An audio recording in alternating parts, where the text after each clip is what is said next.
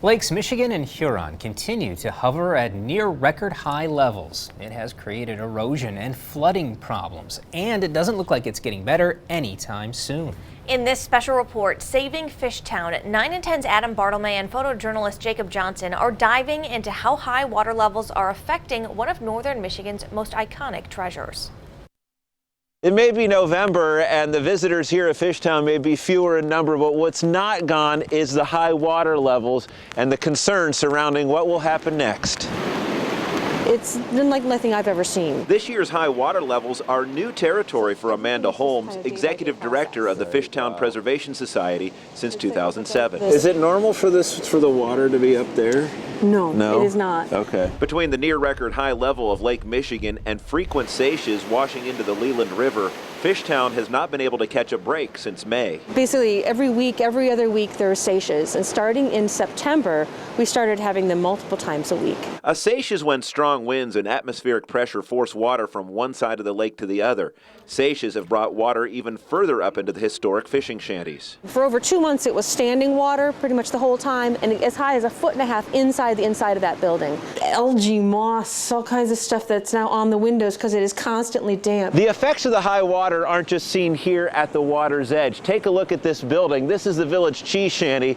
You can see that the roof line is slanting forward and this chimney is tipping over. The victim of frequent flooding, the popular cheese and sandwich shop was forced to close for the season in early October, several weeks ahead of time. They stayed open as long as they possibly could. Why is the water so high? The answer lies at the top of the Great Lakes chain, Lake Superior. They get a lot of snowpack up there when that melts. It helps drive it. And then, of course, just the extra rain, the extra precipitation that's come in this year. Mark Breederland, an educator with Michigan Sea Grant in Traverse City, says 2019 has almost been a record breaker.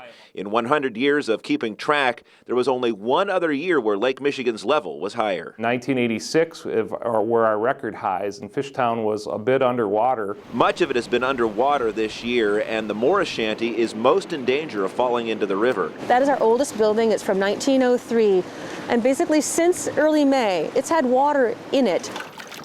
There's an ongoing fundraising effort to save the buildings. It's not replaceable. These are original buildings that could then have an impact. And then if you were to put something else there, you would no longer have these amazing original buildings. They need to lift the buildings off their foundations, raise them, and set them back on top. There are several hoops to jump through before that can happen. You can't just go in and lift a building or put in a new foundation. Permit applications have to go through several different agencies.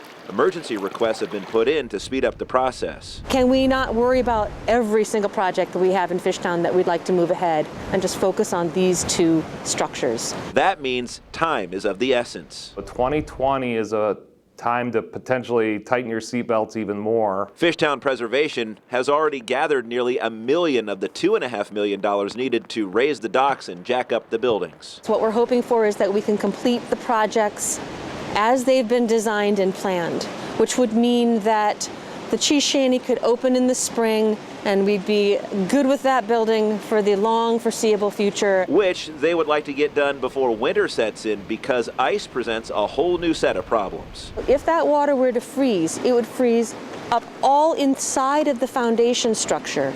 And then if you suddenly had the water levels change, which happens regularly, and this is how things get ice jacked, if the water level then from where it was frozen pushed up a foot, that would pull that building off of its foundation. For now, all the Preservation Society can do is monitor the situation and do the best they can to prevent any further damage. Everything is just kind of day-by-day process. In Leland, Adam Bartlemay, 9 and 10 News.